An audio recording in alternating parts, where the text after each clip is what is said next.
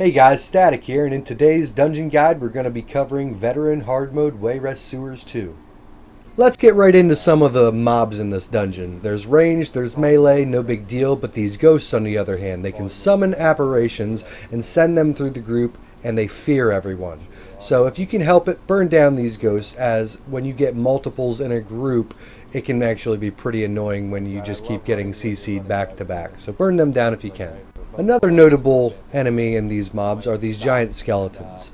They can do a stomp on the ground, which is a little bit of an AoE damage, and they also do a conal attack out in front of them. But really their biggest thing is they summon skeletons. So you want to burn them down pretty quick just because they'll keep summoning skeletons. In a low DPS group, you're actually going to get quite a few skeletons out there, so you want to take care of them as soon as you can.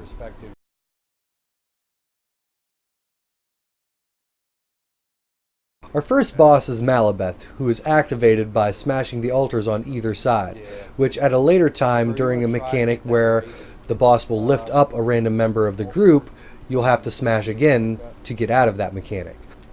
There's also these giant red circles on the ground, and they can become a pain if there's too many of them.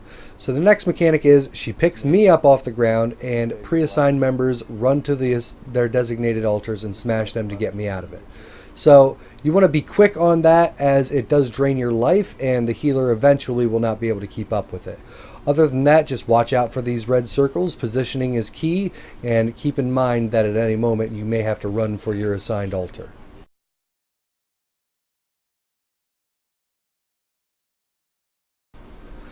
There is literally nothing different to this boss than the regular giant skeletons in this dungeon. Other than just higher resistances and a larger health pool, he still does the same attacks. He smashes the ground, he does a conal smash, and he summons skeletons. So nothing too special here, just has more health.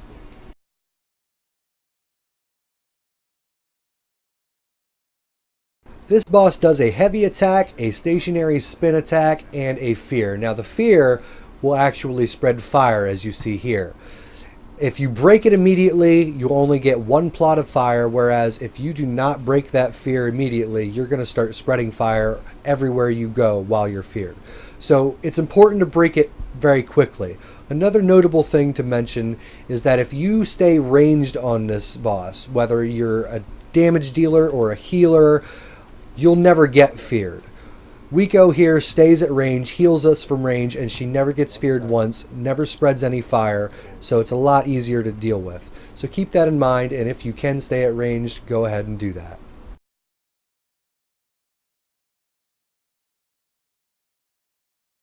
This boss has a few mechanics to watch out for. He does have ranged attacks, and then he does have like an AoE, just random spot damage that pops up, as you see here. They don't hurt too bad, but could be a problem for a squishy member. The other mechanics are that he summons a bunch of ghosts. So when the ghosts come out, you want to try and burn them down.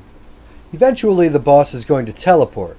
Now keep in mind that when he does this, he's going to do this channeled beam attack. It just kind of siphons your health, and as long as your healer's paying attention and is ready for it, they'll be able to heal you right through it, no problem. Other than that, it's just repeating the same mechanics from before. Random spot damage, ghosts come up, burn the ghosts down, watch out for the beam.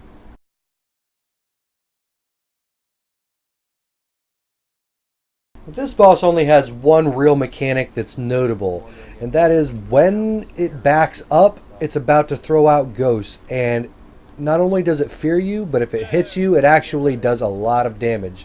So on a squishier member, that could be a real problem. So whenever they back up, definitely make distance, move off to the side, or have your tank try and position to where it's going to shoot that away from the group, because it can be a one-shot for certain members.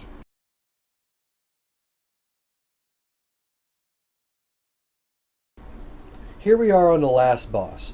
Now what you want to do to activate hard mode is you need to pull all of the zombies out of this cave and from behind the group to the left, as you see Wiko pulls all of them there, after the bosses have been activated.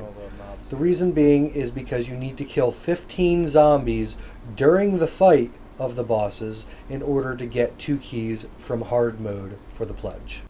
Now every so often these bosses are going to disappear and gargoyles are going to form. It's worth mentioning that each time this happens, an extra large gargoyle with a couple smaller gargoyles will also appear in the mob, making it harder and harder each time. So the longer you take to defeat these bosses, the more gargoyles are going to appear each time and make it more difficult. Now the melee boss has a conal attack such as that, and also a spin attack along with a heavy attack that your tank will need to block. The ranged boss just has a fully charged heavy attack that's sort of like a snipe one-shot that can be interrupted by the tank as well. So your tank is going to do a lot of interrupting here and a lot of blocking of the heavy attacks. As you see, a bubble will appear on one of the bosses the lower they get. At this point you just swap to the other one, and eventually they'll both get shielded and you just swap to whichever one's lowest, as you can damage them, they just don't take quite as much damage. So as long as you do this back and forth, attack the one that's not bubbled, watch out for their mechanics, kill the gargoyles during that phase, you should be fine on this boss fight. Thanks for checking out the video, guys. Please smash that like and subscribe button below for future content releases. I really appreciate the support everybody's been showing me. So I want to just say thank you to each and every one of you. It really means a lot to me. See you guys later and catch you next time.